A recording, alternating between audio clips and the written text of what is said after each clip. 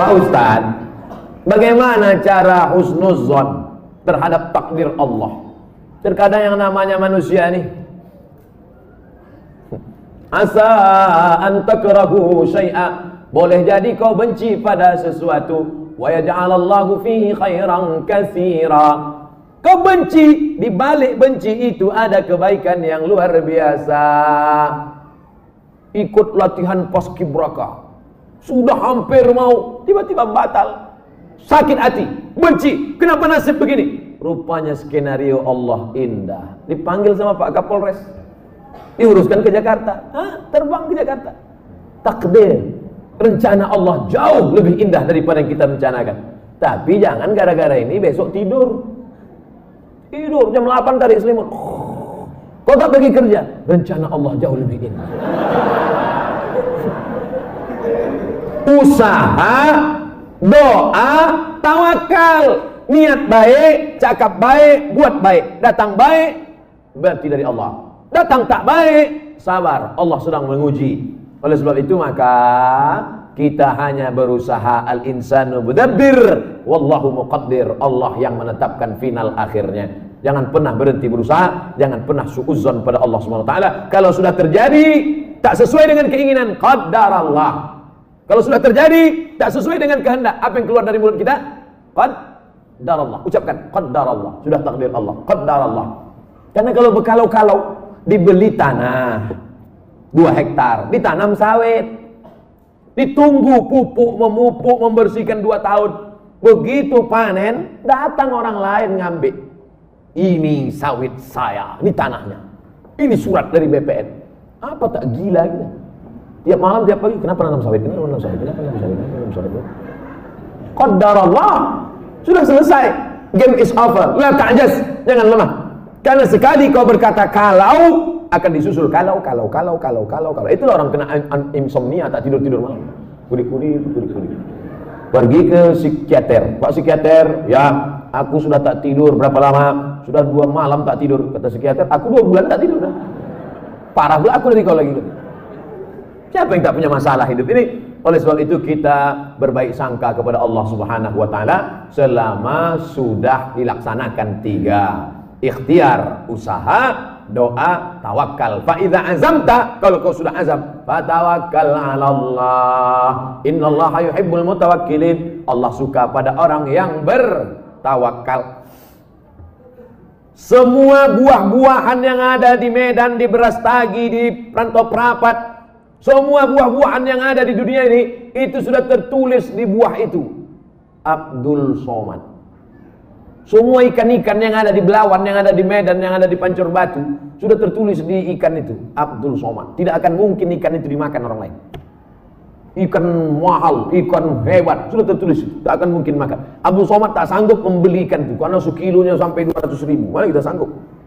Seonnya 200.000, ikan mahal. Itu kalau dimakan tamu, menetes air mata kita. Saking mahal. Tapi karena sudah tertulis punya Abdul Somad, kalau rezeki takkan kemana, dituliskan Allah SWT. Siapa membelikan tuh? Bini gubernur. Belanja pagi-pagi. Orang kaya belanja kan nunjuknya pakai kelingkingannya. Berapa? Nah, dimasak. Selesai dimasak, tentu makan pakai meja yang bisa berputar tuh. Kalau berkumpul lah di situ, Kapolda, Danrem, gubernur. Siapa yang ustadz? Siapa yang makan duluan? Ustadz lah. Mana mungkin orang tuh makan duluan? Masih deh, silakan Ustaz. Saya doa lah duluan situ. Udah ada nama situ, Abdul Somad. Tapi ceritanya jangan membuat kita pasif tak bekerja. Ya gara-gara ini besok bapak tak ada yang masuk kantor. Lu bangun nih, bang kerja. Udah tertulis nama aku di ikan itu. Ibu jangan marah. Kalau ada laki besok begitu, ibu diam aja. Pas jam 9 dia bangun, dibukanya. Mana sarapan kita? Udah tertulis nama bagus itu bang.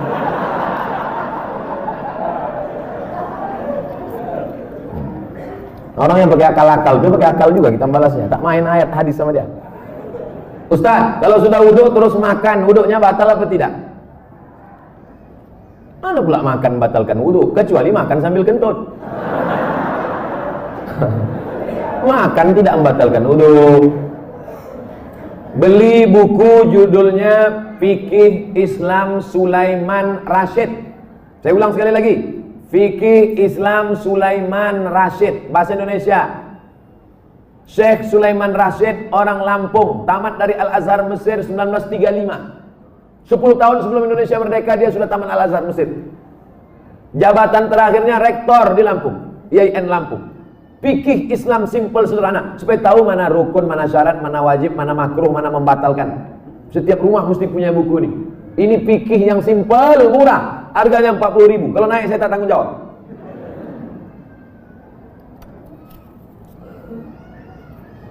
Ustadz, apa pahala sholat 2 hari raya? Sholat Idul Fitri, Idul Adha tak perlu dibalas. Sholat Idul Fitri, Idul Adha tidak perlu disebutkan dalil-dalilnya, tak perlu dimotivasi. Karena yang tak sembahyang pun sembahyang. Yang perlu dikasih motivasi itu sholat subuh. Lau ya'lamuna ma fil atamati was subhi. Seandainya mereka tahu pahala sholat isya berjamaah dan subuh berjamaah, la atauhuma abwan, mereka akan datang walaupun merangkak. Saking beratnya sholat isya sama sholat subuh. Rakaat al-fajri khairun minad dunya wa ma fiha. 2 rakaat sholat subuh, qobliyah subuh, sholat sunat sebelum subuh lebih baik daripada dunia dan seisinya. Kalau sholat qobliyahnya lebih baik dari dunia dan seisinya, apalagi sholat subuhnya. Adapun sholat Idul Fitri, Idul Adha, maka Nabi memerintahkan perempuan, maaf, cakap yang sedang haid, perempuan yang haid tetap datang keluar rumah, bukan untuk sholat tapi mendengarkan khutbah. Sholatnya biasa aja, mendengarkan khutbahnya. Dengarkan khutbah. Ini banyak orang sholat id, begitu khotib naik ke atas mimbar, Allahu Akbar, Allahu Akbar, Allahu Akbar. Dia mulailah megang telekung kawan. Kau beli di mana? Di Sukaramai apa di Olimpia? Ustaz, kalau bercadar bagi perempuan wajib apa tidak? Ada namanya Syekh Twigri, tempatnya di Riyadh, Saudi Arabia. Kata dia cadar itu wajib. Syekh Twigri mengatakan cadar wajib. Syekh Albani mengatakan cadar tak wajib. Sesama ulama salafi pun, jangankan yang mazhab Syafi'i, tak sepakat tentang cadar wajib. Adapun ulama-ulama Al-Azhar Mesir mayoritas mengatakan cadar tak wajib. Tapi kalau bercadar bagus, apalagi anak-anak gadis yang putih, bening, cantik, kalau minum kopi nampak mengalir sini. Nah, itu bagus dia bercadar. Kalau sampailah anak gadis cantik tak bercadar di Medan ini, tabrakanlah supir-supir sudaku kocan. Habis. Nah, jadi bagus. Makanya yang bercadar jangan diejek. Kenapa kalau ada orang bercadar diejek? Kenapa kalau ada orang bercadar diolok-olok? Tapi kalau perempuan berok pendek diam, berarti setan. Yang bercadar bagus, silakan. Yang tak bercadar tak apa-apa. Jangan antara yang bercadar dengan bercadar saling ejek-mengejek. Kalau kalian yang bercadar mengejek yang tak bercadar, yang tak bercadar mengejek yang bercadar, yang ketawa yang tak bercelana. Nah, oleh sebab itu mari kita jaga. Selama dia tak keluar dari Ahlus Sunnah wal Jamaah, maka tak boleh saling caci, mencaci, maki, memaki. Pandangan dari syariat Islam tentang mewujudkan kemerdekaan yang hakiki. Merdeka kita tidak didikte orang lagi. Dulu kita didikte, ditunjuk-tunjuk kiri oleh Belanda dan Jepang. Belanda sudah pulang, Jepang sudah pulang. Hiroshima, Nagasaki dibom oleh Amerika, pontang-panting Jepang balik. Dan kita sekarang sudah merdeka. Masih ada bangsa yang belum merdeka. Palestina masih dijajah Israel, laknatullah alaihi. Uighur masih dijajah. Rohingya masih dijajah. Patani masih dijajah. Septa Melilia masih dijajah. Kita sudah merdeka. Bangsa Indonesia di pembukaan Undang-Undang Dasar atas berkat rahmat Allah yang Maha Kuasa dan keinginan luhur bangsa Indonesia. Dengan ini menyatakan kemerdekaan. Karena penjajahan di atas dunia harus dihapuskan karena tidak sesuai dengan pri kemanusiaan dan pri keadilan. Bebas dari penjajah sudah, tapi kita perlu lebih hebat lagi. Bebas mengatur hasil alam kita untuk kita, supaya anak-anak kita tidak lagi memikir ada anak yang bunuh diri karena tidak bayar SPP, malu diejek kawan-kawannya. Padahal mestinya pendidikan gratis, 20% sudah dialokasikan pemerintah. Ada orang yang mesti ngantri hanya untuk mencari pekerjaan sebagai driver transportasi online. Bukan hina pekerjaan ini, halal, baik. tapi tak layak dengan strata pendidikan mereka yang tinggi. Oleh sebab itu maka kita tak boleh merasa puas, tapi bukan ajang untuk caci mencaci, celah mencela. Ini tanggung jawab kita bersama. Mudah-mudahan kita merdeka dari kebodohan, merdeka dari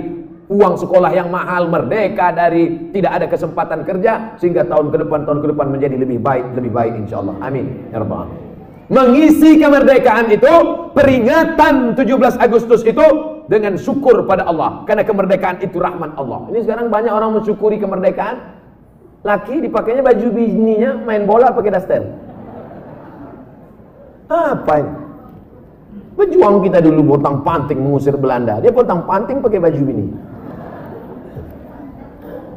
Saya tidak bertanya, saya hanya mohon doa agar anak saya jadi hafiz Quran yang rendah hati, suka bersedekah serta bermanfaat bagi umat. Tidak hanya yang minta request ini, semua anak-anaknya nanti, baik yang sudah lahir maupun belum lahir, maupun yang emaknya belum dapat. Yang lajang-lajang ini, yang berondong-berondong, saya doakan nanti semua di akhir majelis semuanya mendapatkan kebaikan insyaallah. Amin ya rabbal alamin. Ringkas saja Pak Ustaz, saya mohon Ustaz jabarkan tentang Nabi Ibrahim yang walaupun ayahnya kafir, beliau sangat santun terhadap orang tuanya. La illam tantahi Ibrahim, kalau kau tidak berhenti menceramahi aku, kalau kau tak berhenti mengajak aku menyembah Allah, la arjumannaka, aku lempar kau pakai batu sampai mati Ibrahim. Ada ayah orang Medan gini? Rasa-rasanya tak ada. Kalau kau tak berhenti menceramahi aku Ibrahim, la arjumannaka, aku lempar kau pakai batu. Wahjurni maliya, pergi kau dari sini, tinggalkan rumah ini, tinggalkan kampung ini, maliya, untuk waktu yang lama, usah kau balik-balik lagi. Apa jawaban Ibrahim alaihissalam? Salamun alaika, selamat untuk ayah. Astaghfirulaka rabbi, aku akan mintakan ampun kepada Allah atas dosa-dosamu wahai ayahku. Innahu kana bi hafiya, Allah itu mengabulkan doaku. Kalau anda berbakti pada orang tua, dibalas Allah mendapat anak yang berbakti juga. Apa balasan Allah terhadap budi baik Ibrahim? Dapatnya 2. Kau buat 1, ku balas 2. Ibrahim dapat balasan 2. Lahirlah Ismail dengan dites Ibrahim, dibawanya pisau. Ya bunayya, wahai anakku, inni ara fil manam, aku tengok dalam mimpiku malam tadi, anni azbahuka, aku menyembelih lehermu. Fanzur ma'za tara, apa pendapatmu? Bapak kalau mau ngetes anak bapak sesoleh anak Ibrahim, balik dari sini ambil pisau. Ya bunayya, wahai anakku, anni ara fil manam, aku tengok dalam mimpiku malam tadi, anni azbahuka, aku sembelih lehermu. Fanzur ma'za tara, what is your opinion oh my son? Gila ya katanya. Apa jawab Ismail? Ya abati, wahai ayahku, if'al ma tu'mar, laksanakan apa yang diperintahkan Allah. Satajiduni insyaallah minas sabirin, insyaallah aku menjadi anak yang sabar. Dosa minum khamar boleh jadi di dunia tak dapat, di akhirat dibalas. Dosa sabu-sabu boleh jadi di dunia tak dapat, di akhirat dibalas. Tapi dosa durhaka pada orang tua, dua-dua dapat, di dunia dapat, di akhirat dapat. Waspadalah.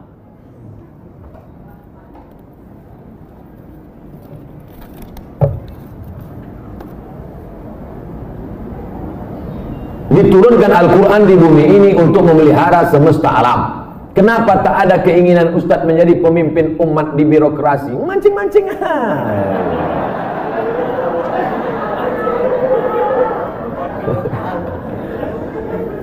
Saya ini bukan Ustadz jadi-jadian. Nih aku kasih tahu. Saya dari kecil memang sudah dipesankan datuk-datuk saya, cucuku yang ini mesti sekolah agama. Cucuku yang satu ini untuk sekolah agama. Yang lain mau sekolah dokter, mau jadi pengacara, mau jadi jaksa, mau jadi hakim, mau jadi polisi, mau jadi tentara. Makanya sepupu saya ada yang polisi, ada yang tentara, ada yang jaksa, ada yang guru. Tapi saya memang dipesankan, cucuku yang satu ini mesti sekolah agama.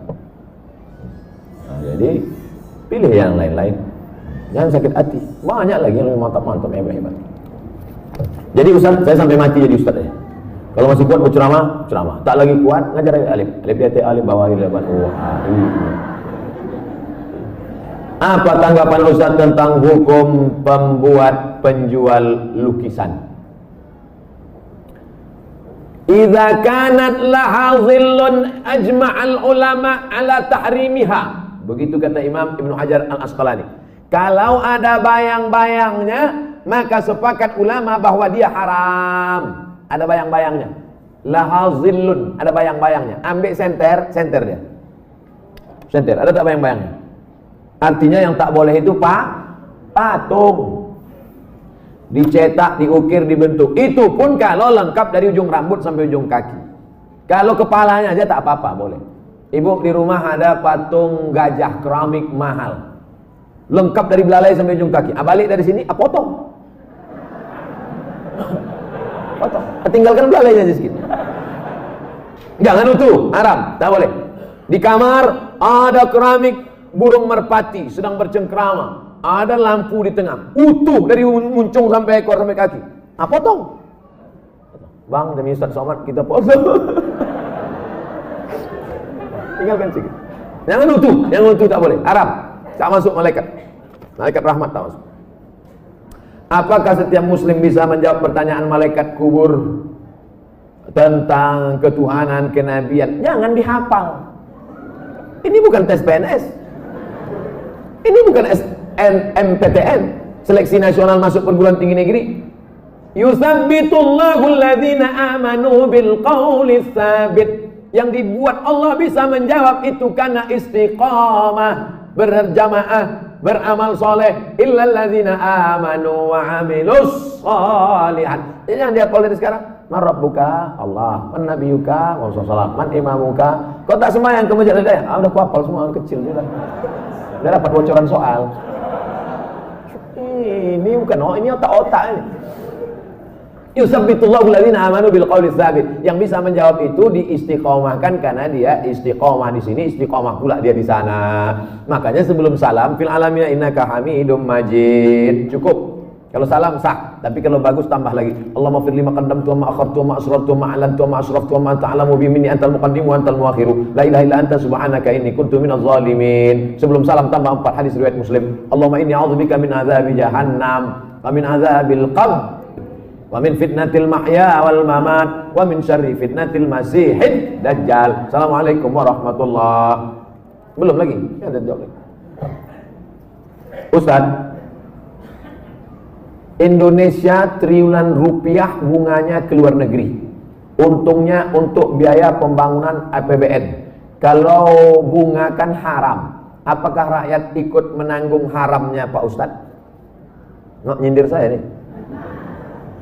Saya kan PNS, dapat gaji berarti dari bunga haram. Kita bekerja, maka kita dituntut dari pekerjaan kita itu saja. Kita tak dituntut dari yang lain.